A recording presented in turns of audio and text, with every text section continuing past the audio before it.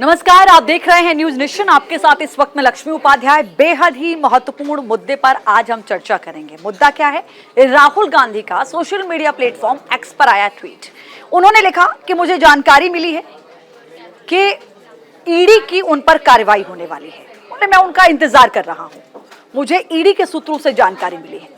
अब सवाल यह है कि राहुल गांधी को कौन से मामले में ऐसा लगता है कि ईडी उन पर कार्रवाई कर सकती है। हालांकि गिरिराज सिंह भारतीय जनता पार्टी की ओर से सामने आए और उन्होंने बयान दिया और कहा कि राहुल गांधी बताएं कि कौन से अधिकारी ने उनको फोन किया है, कौन से अधिकारी की ओर से जानकारी दी गई है। लेकिन देखिए, राहुल के खिलाफ जो भारतीय जनता पार्टी की ओर से मामले दर्ज कराए गए हैं, उनकी फहरिस्त बड़ी लंबी है। मेरे सहयोगी मेरे साथ जुड़ रहे हैं, हम उनसे चर्चा भी करेंगे इस पर। क्या लगता है राहुल गांधी के ये सोशल मीडिया प्लेटफॉर्म एक्स पर इस ट्वीट के क्या मायने हैं? देखिए, इस वक्त राहुल गांधी की जो पॉलिटिक्स है बहुत ज्यादा या यूं कहें तो बिल्कुल ही बहुत ज्यादा तीखे पलटवार वो कर रहे हैं। जिस तरीके से चाहे आपने वो सोशल मीडिया प्लेटफॉर्म एक्स पर उनका ट्वीट भी खोला हुआ है, एक बार दिखा दीजिएगा उन्होंने क्या पोस्ट किया हुआ है। यहाँ पर राहुल गांधी ने जो लिखा है, आपको मैं जरा जूम करके दिखा दीजिएगा।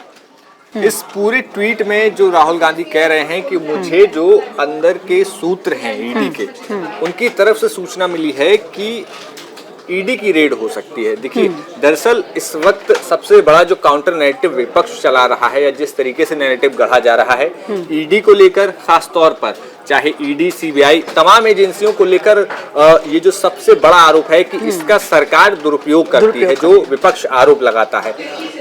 चाहे विपक्ष के तमाम नेता हो, राहुल गांधी हो या अखिलेश यादव, उन्होंने साफ तौर पर कहा है कि हम जब सत्ता में आएंगे तो ईडी के कई सारे नियमों में बदलाव करेंगे। क्योंकि ईडी का जो ताकत है वो बहुत ज्यादा ताकत है और सीधा केंद्र सरकार के अधीन जो मंत्रालय है वो सरकार के अधीन होता है। तो इसको लेके सीधा सीधा राहुल गांधी पहले से जो एक इशारा कर रहे हैं वो सबसे बड़ी चीज है। कौन सा वो मामला हो सकता है? क्योंकि देखिए, एक लंबी फहरिस्त है राहुल गांधी के खिलाफ। देश भर में जो मामले दर्ज हुए हैं, 2019 में राहुल गांधी को हालांकि बाद में वो बेल मिली। राहुल गांधी को मानहानि के एक अन्य मामले में पटना की एक अदालत ने जमानत दे दी थी। ये मामला भी एक भाजपा नेता ने मोदी सरनेम को लेकर उनकी टिप्पणी को लेकर दायर किया था। 2018 में भी ऐसा ही एक मामला सहकारी बैंक और उनके अध्यक्ष अजय पटेल की तरफ से मानहानि का केस दर्ज किया गया था। 2019 में आरएसएस के मामले में एक मामला दर्ज हुआ था।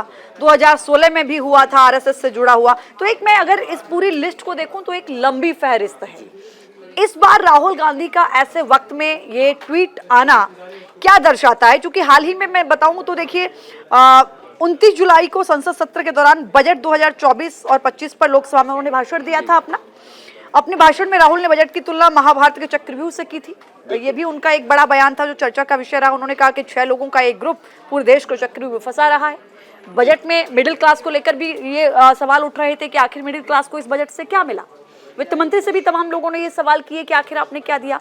लेकिन इन सब के बावजूद एक अचानक से राहुल गांधी का ये ट्वीट आना, इन सभी मामलों में कौन सा वो मामला हो सकता है जो राहुल गांधी को ऐसा लगता है कि इसमें ईडी की कार्रवाई उन पर हो सकती है? देखिए, कई सारे मामले चूंकि मानहानि से जुड़े हुए हैं, लेकिन पार्टी का एक मामला है जिसमें वो 16 लाख कथित, अगर मैं गलत नहीं हूं तो 16 लाख रुपए का जिसमें कांग्रेस के सभी खाते फ्रीज कर दिए गए थे। और उसमें कांग्रेस अध्यक्ष मल्लिकार्जुन खड़गे से लेकर राहुल गांधी और सोनिया गांधी ने तमाम प्रेस कॉन्फ्रेंस की थी। किस तरीके से ये लोकतंत्र की हत्या बता दिया था कि एक पॉलिटिकल पार्टी के तमाम खातों को फ्रीज कर दिया गया है। और उन्होंने कहा था ये मामला जो बताया गया वो बहुत पुराना है और वो सिर्फ 16 लाख से जुड़ा हुआ मामला है, जिसकी उनको डिटेल्स देनी तो ये पूरा मामला है। अब चूंकि वो पार्टी से जुड़ा हुआ है, लेकिन यहाँ पर राहुल गांधी किस मामले की बात कर रहे हैं ये अभी सस्पेंस है। लेकिन जिस तरीके से राहुल गांधी ने ये जो एकदम से ईडी की बात कर दी है, ईडी को लेकर उन्होंने फिर एक नया तंज कर दिया है। तो ऐसे में क्या सरकार, अगर वाकई कोई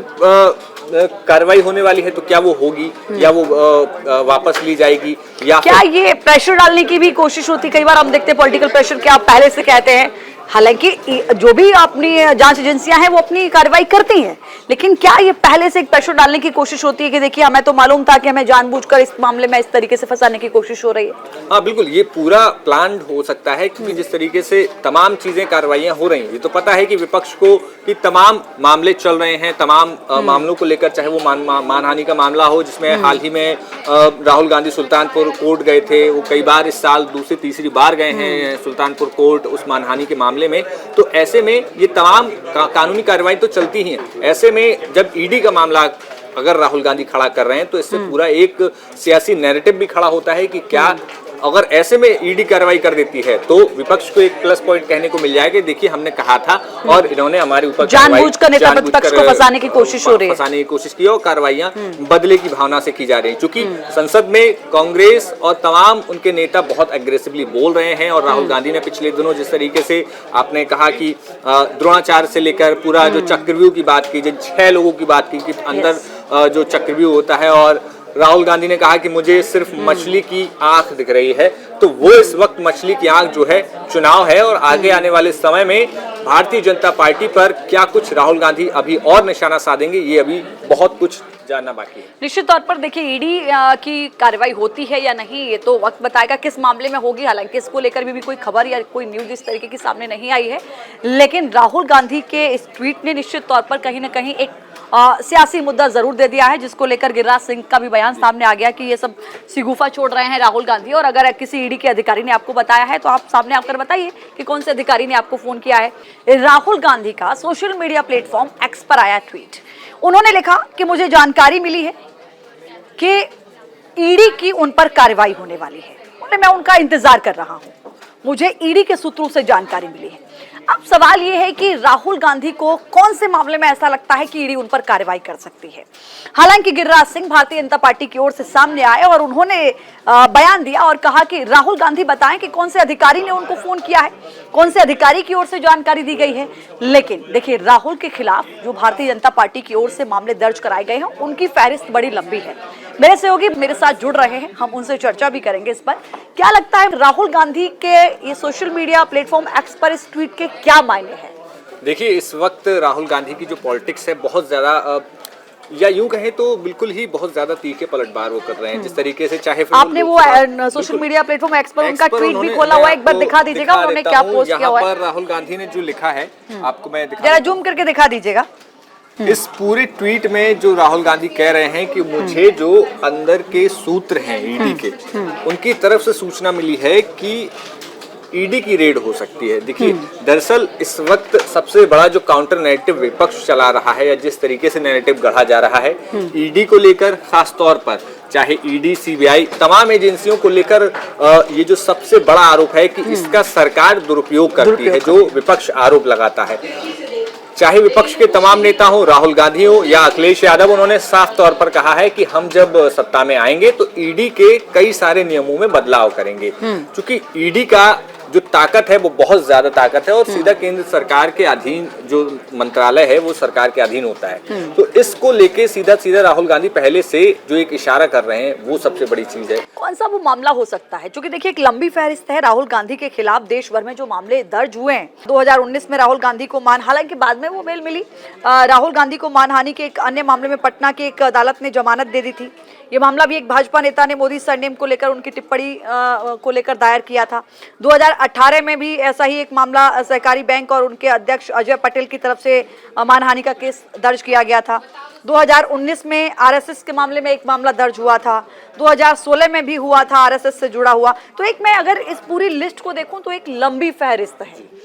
इस बार राहुल गांधी का ऐसे वक्त में ये ट्वीट आना क्या दर्शाता है? क्योंकि हाल ही में मैं बताऊं तो देखिए 29 जुलाई को संसद सत्र के दौरान बजट 2024 और 25 पर लोकसभा में उन्होंने भाषण दिया था। अपने भाषण में राहुल ने बजट की तुलना महाभारत के चक्रव्यूह से की थी। ये भी उनका एक बड़ा बयान था जो चर्चा का विषय रहा। उन्होंने कहा कि 6 लोगों का एक ग्रुप पूरे देश को चक्रव्यूह में फंसा रहा है। बजट में मिडिल क्लास को लेकर भी ये सवाल उठ रहे थे कि आखिर मिडिल क्लास को इस बजट से क्या मिला। वित्त मंत्री से भी तमाम लोगों ने ये सवाल किए कि आखिर आपने क्या दिया।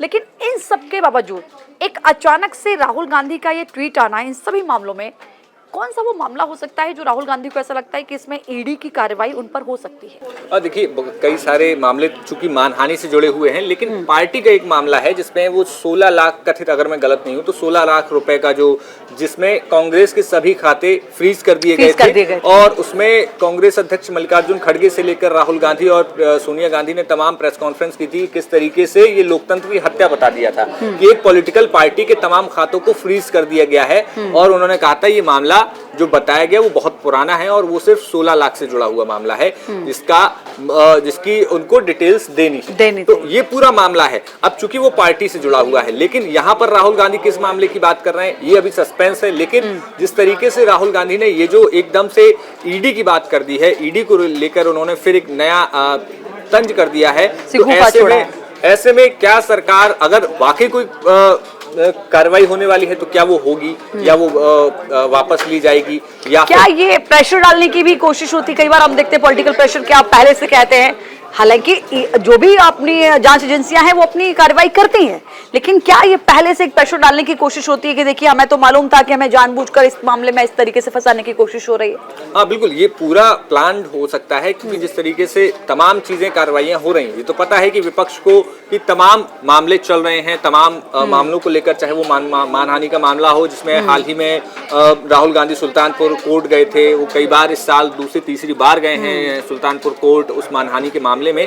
तो ऐसे में ये तमाम कानूनी कार्रवाई तो चलती ही हैं। ऐसे में जब ईडी का मामला अगर राहुल गांधी खड़ा कर रहे हैं तो इससे पूरा एक सियासी नैरेटिव भी खड़ा होता है कि क्या अगर ऐसे में ईडी कार्रवाई कर देती है तो विपक्ष को एक प्लस पॉइंट कहने को मिल जाएगा, देखिए हमने कहा था और इन्होंने हमारे ऊपर जानबूझकर नेता प्रतिपक्ष को फंसाने की कोशिश हो रही है, फंसाने की कोशिश की और कार्रवाइयां बदले की भावना से की जा रही है। क्योंकि संसद में कांग्रेस और तमाम उनके नेता बहुत एग्रेसिवली बोल रहे हैं और राहुल गांधी ने पिछले दिनों जिस तरीके से आपने कहा कि द्रोणाचार्य से लेकर पूरा जो चक्रव्यूह की बात की, जिन 6 लोगों की बात की कि अंदर जो चक्रव्यूह होता है, और राहुल गांधी ने कहा कि मुझे सिर्फ मछली की आंख दिख रही है, तो वो इस वक्त मछली की आंख जो है चुनाव है और आगे आने वाले समय में भारतीय जनता पार्टी पर क्या कुछ राहुल गांधी अभी और निशाना साधेंगे, ये अभी बहुत कुछ जानना बाकी है। निश्चित तौर पर देखिए ईडी की कार्रवाई होती है या नहीं ये तो वक्त बताएगा किस मामले में होगी। हालांकि इसको लेकर भी कोई खबर या कोई न्यूज इस तरीके की सामने नहीं आई है,